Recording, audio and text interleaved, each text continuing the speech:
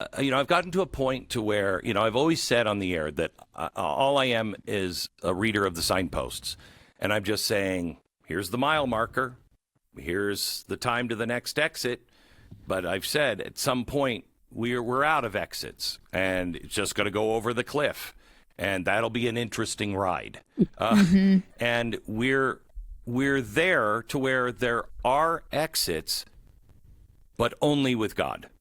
Yeah. Only with really disciplined people, people who have studied, know what they know what's true, will anchor themselves in the Constitution and the Declaration and the Bill of Rights, and then just go through hell, but do what they have to do to make sure those things are preserved in one form or another.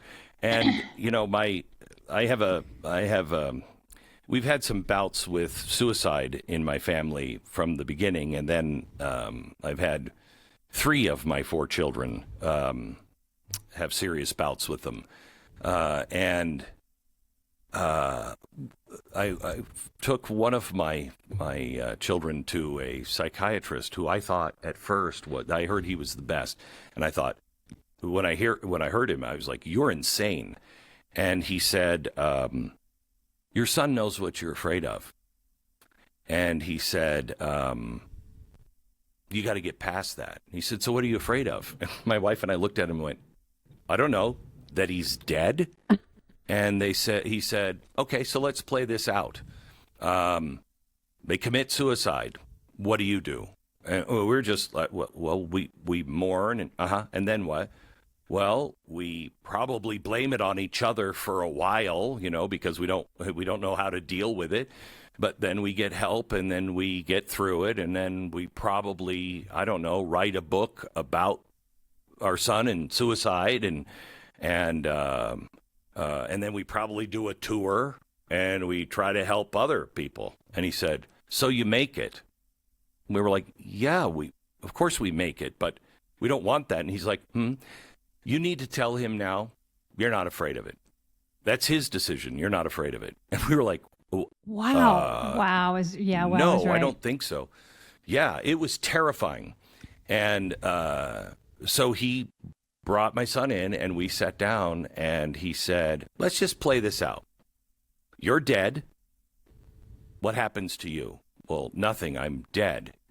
"Okay." And then we talked about religious stuff. And then he said, "What do you think happens with your parents?" He said, "I don't know." And so we started talking and went through the whole thing and said, "There's nothing we can do. This is your choice. This will always be your choice. We can tell you we love you. We can tell you all these things. We can help you in any way. But unless you're willing to live, there's nothing we can do." And so we're just not going to live in that fear anymore. Yeah. And Wow. when you have problems, we're not going to take them on as our problems. We will help you. But then we'll end our little time together with, "It's going to be interesting to see you work that all out." That way it's not ownership on us. It's on you. And it changed him. It really, it was remarkable. And I'm not suggesting that anybody else does that, because it was terrifying. Yeah. But it worked with us. And we've decided that that's the best way to look at everything in life. The country might be suicidal. Might be. I can't stop that.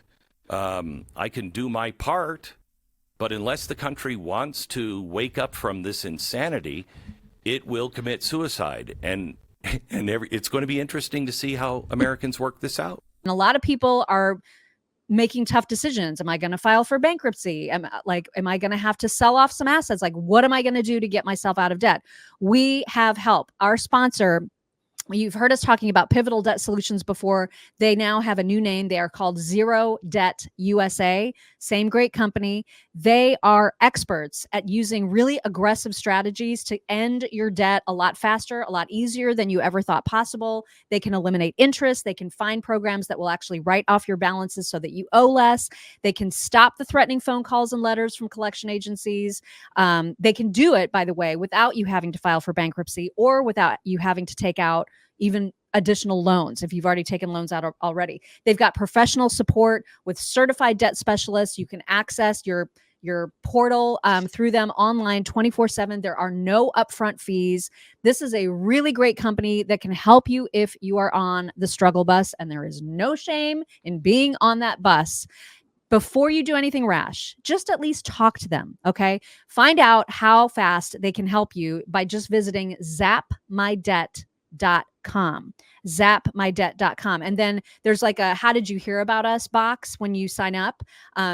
Just make sure to click on Chicks on the Right if you would, please. Hopefully that if you are struggling, they can help you. I know they can. You just need to reach out to them at zapmydebt.com.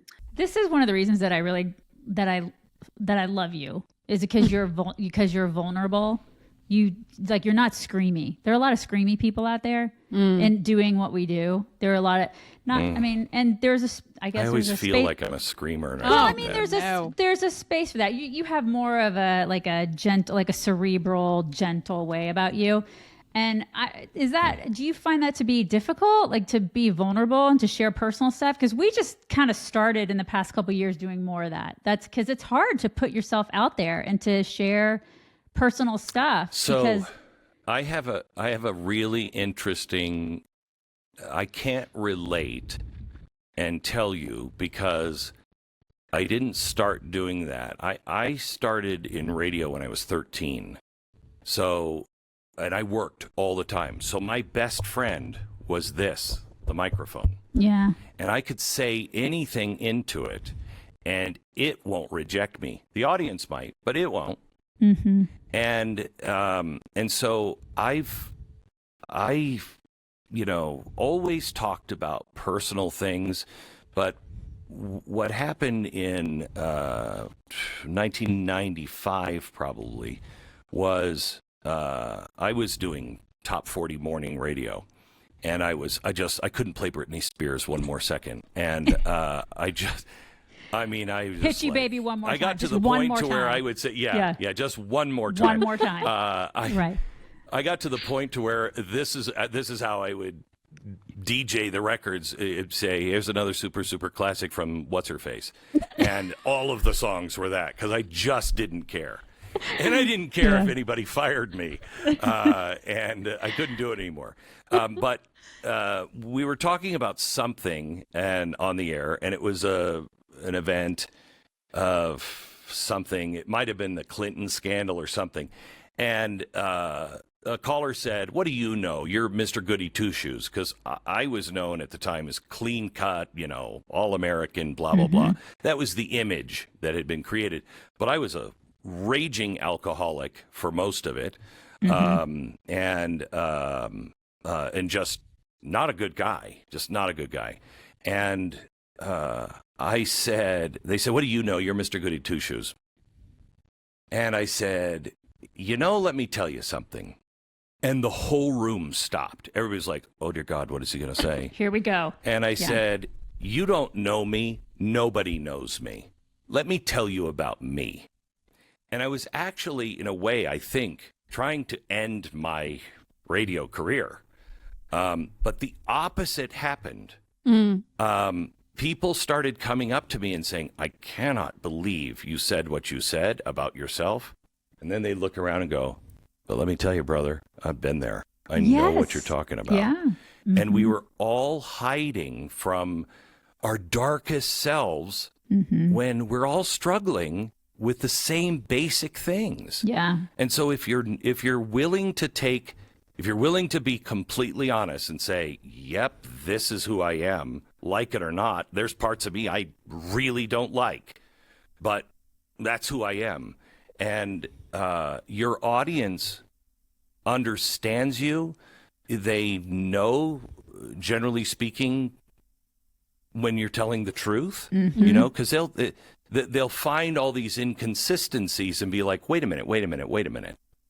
And as long as you've done your homework on yourself and you know who you guys know this, Yeah. you know who you are, you know what you believe, and you're not so strident that somebody couldn't come, you know, on and say, you know, I got to challenge you on that. I think you're wrong. If you're willing to listen and if they make a good point that you can't diffuse after thinking and researching and everything else, then you should come back on the air and go, you know what? I was wrong about that. Absolutely. And And you've here's done my that. thinking on Yeah. that. Oh, I've done that a lot. Yeah. A lot. Yeah.